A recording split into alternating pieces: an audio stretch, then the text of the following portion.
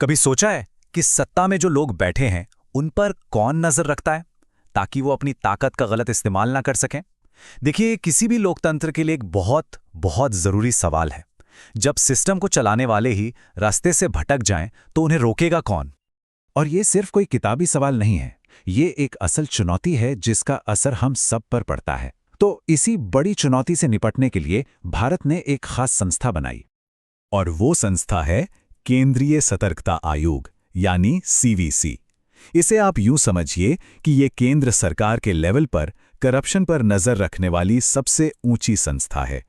इसका काम है सिस्टम पर पैनी नजर बनाए रखना और उसे साफ सुथरा रखने में मदद करना।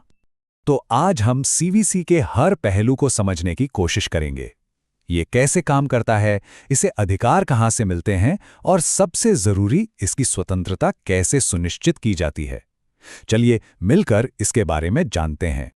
तो सबसे पहले ये समझना जरूरी है कि सीवीसी का असल मकसद है क्या। देखिए, इसकी भूमिका एक सलाहकार और एक गाइड की है। ये केंद्र सरकार की सभी एजेंसियों को सतर्कता यानी विजिलेंस के मामलों में सलाह देता है। अब यह सतर्कता क्या है? आसान भाषा में कहें तो इसका मतलब है कि भ्रष्टाचार होने से पहले ही उस पर नजर रखना और उसे रोकने के उपाय करना। लेकिन ये संस्था हमेशा से ऐसी नहीं थी जैसी आज है। आइए जरा इसके इतिहास पर एक नजर डालते हैं।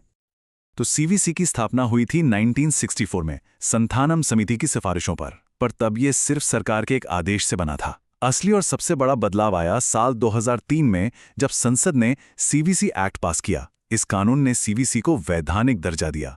अब इसका मतलब क्या है? इसका सीधा मतलब यह है कि अब यह सिर्फ सरकार का एक विभाग नहीं रहा, बल्कि एक आजाद और ताकतवर संस्था बन गया। ये एक बहुत बड़ा गेम चेंजर था, जिससे इसे असली ताकत मिली। अब सवाल ये उठता है कि इतनी जरूरी संस्था को चलाता कौन है और उनकी नियुक्ति होती कैसे है। तो इस आयोग में एक अध्यक्ष होते हैं, जिन्हें हम सेंट्रल विजिलेंस कमिश्नर कहते हैं, और उनकी मदद के लिए ज्यादा से ज्यादा 2 और विजिलेंस कमिश्नर्स होते हैं।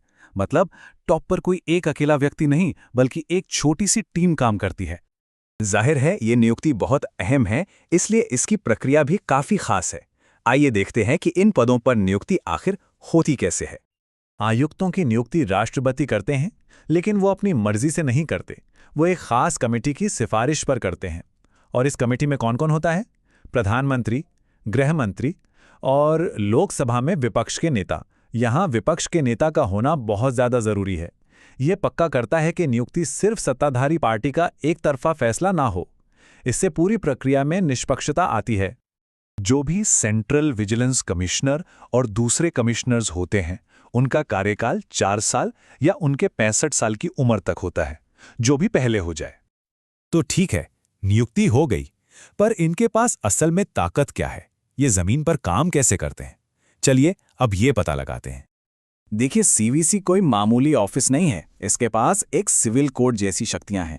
मतलब ये किसी को भी बुला सकता है, कोई भी दस्तावेज मंगवा सकता है। ये भ्रष्टाचार निवारण अधिनियम के तहत आने वाले मामलों की जांच करता है, और सबसे जरूरी, ये सरकार को सलाह देता है कि करप्शन के खिलाफ अपने सिस्टम को और कैसे मजबूत किया जाए। अब ये एक बहुत ही दिलचस्प और ताकतवर बात है। वैसे तो सरकार के लिए सीवीसी की सलाह मानना जरूरी नहीं है, लेकिन अगर सरकार इनकी सलाह को खारिज करती है तो उसे लिखित में वजह बतानी पड़ती है। इससे चीजें काफी पारदर्शी हो जाती हैं। सरकार चुपचाप सीवीसी की बात को नजरअंदाज नहीं कर सकती। उसे अपनी असहमति रिकॉर्ड पर लानी होती है, जिससे एक पब्लिक रिकॉर्ड बनता है और जवाबदेही बढ़ती है। किसी भी निगरानी करने वाली संस्था के लिए सबसे जरूरी चीज होती है उसकी स्वतंत्रता। तो आइए देखते हैं कि सीवीसी की आजादी कैसे सुनिश्चित की जाती है। आखिरकार वो सरकार के ही अधिकारियों की जांच करते हैं, तो ये कैसे पक्का किया जाता है कि उन पर कोई राजनीतिक दबाव न बना सके? आयुक्तों को उनके पद से हटाना लगभग नामुमकिन है। इसके लिए बहुत ही ठोस और गंभीर वजह चाहिए, जैसे कि वो दिवालिया हो जाएं, किसी बड़े अपराध में दोषी पाए जाएं, या फिर शारीरिक या मानसिक रूप से काम करने में बिल्कुल असमर्थ हों। ये कोई मामूली बहाने नहीं हो सकते, ये बहुत ऊंची और सख्त शर्तें हैं। और मान लीजिए अगर किसी आयुक्त पर दुर्व्यवहार का आरोप लगता भी है, तो उन्हें सिर्फ राष्ट्रपति के कहने से नहीं हटाया जा सकता। पहले सुप्रीम कोर्ट पूरे मामले की जांच करेगा। अगर कोर्ट उन्हें दोषी पाता है, सिर्फ और सिर्फ तभी राष्ट्रपति उन्हें हटा सकते हैं। आप कह सकते हैं कि ये उनका सबसे बड़ा सुरक्षा कवच है। इसके अलावा एक बार जब वो पद पर आ जाते हैं तो उनकी सैलरी या भत्तों में कोई कटौती नहीं की जा सकती।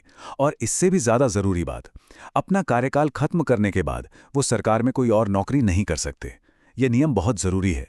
ये भविष्य में किसी अच्छी पोस्ट के लालच में आकर फैसले लेने की संभावना को ही खत्म कर देता है।